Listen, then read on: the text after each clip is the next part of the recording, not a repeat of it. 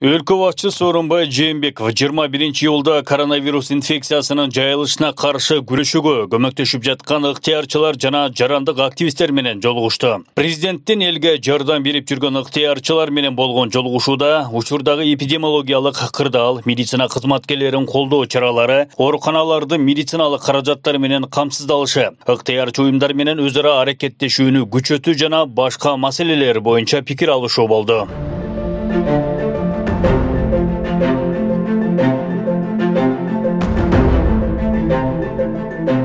Сооронбай Жээнбеков ыктыярчылардын эмгегин жогору баалоо менен аларга ыраазычылык билдирди. Ыктыярчылык ишмердүүлүктүн маанилүү элементи бир гана иш жүзүндө жардам берүү эмес, ар бир адамдын ички рухий сапаттарын тарбиялоодо болуп саналарын кошумчалады. Ошондой эле активдүү жарандык коомдун ролун баса белгиледи.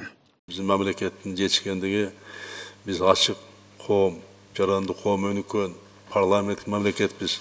Биздин жетишкендигибиз ар кимибиз өзүбүз оюбузду айтканга толук мүмкүнчүлүгүбүз бар. 12 ыктыярчы катышып 3 саатка созулган баарлашууда ыктыярчылар пандемия менен күрөшүүдө кетирилген каталарды, мамлекеттик түзүмдөрдүн даярдыгынын начар болгондугу тууралуу ой пикирлерин ачык эркин президентке жеткиришти. Ыктыярчылар макамын мыйзамдык жактан бекитүү сунушун дагы айтышты. Очень много волонтеров, у нас очень много волонтерских организаций, особенно последние несколько лет это активно видно, и волонтеры развиваются в различных сферах. Но, к сожалению, статус волонтерства не признан на сегодняшний день, и вот как много вопросов поднимается по поводу координации. Если бы мы имели такие законодательные нормативные акты, которые регулировали бы эту деятельность. Элден элге элдик медиктер кыймылдардын координатору Тынчтык Алтымышев адам өмүрү үчүн учуп күйүп жүргөн ыктыярчылардын коопсуз шаардын камераларына түшкөн айыппулдардан бошотуу маселесин көтөрдү. Ошондой эле кышкыга карата Бишкектеги Ысык көл мейманканасын оңдоп даярдоо керектигин баса белгиледи. Жүздөгөн айдоочулар адам өмүрү менен күрөшөбүз деп атып, мындай жол эрежелерин көбүн бузуп алышты да. Анан биз 200-ге жакын бизге ыктыярдуу күн түндөй жардам берген айдоочулардын номерлары, машиналары бар. Ошону жана коопсуз шаар долбоорунда камералардан ушул айдын периоддун ичиндеги айыппулдардын ичине кыскартып же алып коюу сунушун суранып атышат да. Кышка баардык шарттары бар, коммуналдык баягы жылытуу системаларынын баары даяр.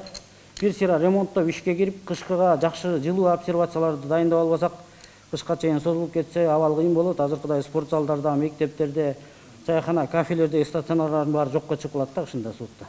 Тартылган каражаттарды пайдалануу тууралуу толук кандуу маалыматты онлайн форматта берүү зарыл. Анткени келип жаткан жардамдардын натыйжалуу бөлүштүрүлбөй жатканы учурдун көйгөйү. Ыктыярчылар бул маселени чечүү үчүн санарип карта түзүү керектигин айтышты. Өлкө боюнча мамлекеттик дарыканаларды ачып, дары-дармектерге бирдей бааны коюшу керек. Мындай сунушун белгилөөчү Анжелика Кайратова билдирди. Балким ошол мамлекеттин мекемесине караган бир жерди бөлүп берсеңиз, же болбосо ошол мамлекетке караган дарыкана ачсак деп атам да, ушул пандемия учурунда иштей турган бир гана баада өз баасында.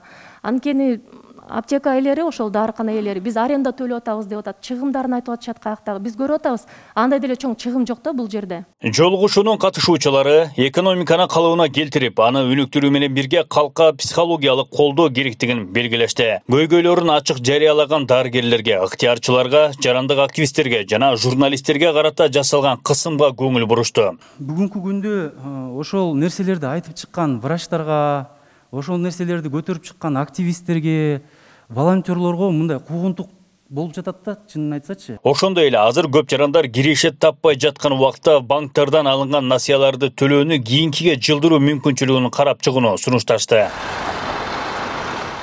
Президент Сооронбай Жээнбеков көтөрүлгөн маселелер боюнча өзүнүн пикирин айтып, алардын кээ бирлерин чечүү үчүн убакыт талап кылынарын, ал эми көпчүлүгү ишке ашырылып жатканын белгиледи. Мамлекет башчысы бул жолугушуунун эң негизги жетишкендиги катары диалогдун ишке ашкандыгын атап, бул сөзсүз түрдө натыйжа берерин айтты.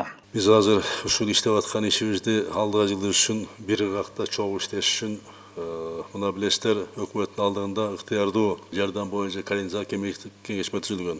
Мында кандай маселе болсо, кандай ойлор болсо, кандай максаттар болсо, кандай кемчилдик болсо, жанакындай чечилбей аткан мына маселе жанагы Фушиктеги больница мисалы айтып атам да, больница боюнча кээ бир жерде мына айтып атат, отургуч жок деп айтып атасыңар. элементар нерсени кылып койгондор мына азамат улай tutпай азыр мен алып барып бердим. Отура турган столду алып барып. Эми ал ошол жердеги бийликтин иши да, акимдин иши, ошол жердеги иштеп аткан адамдардын иши да. Ошондой маселелер болсо ошону координация кылып турсаңар, мен да жардам берейин, чогуу иштейли, чогуу оңдойлу. Өлкө башчы ыктыярдуу кыймылдардын өкүлдөрү менен онлайн форматта кеңири жолугушуу уюштурууларын белгиледи. Ал эми эпидемиологиялык кырдаал турукташкан соң өлкөнүн баардык булуң бурчундагы ыктыярчылардын катышуусу менен республикалык форум уюштурууларын кошумчалады. Кайрат Кенжебаев, Бактияр Сарсаров, Аян ТВ.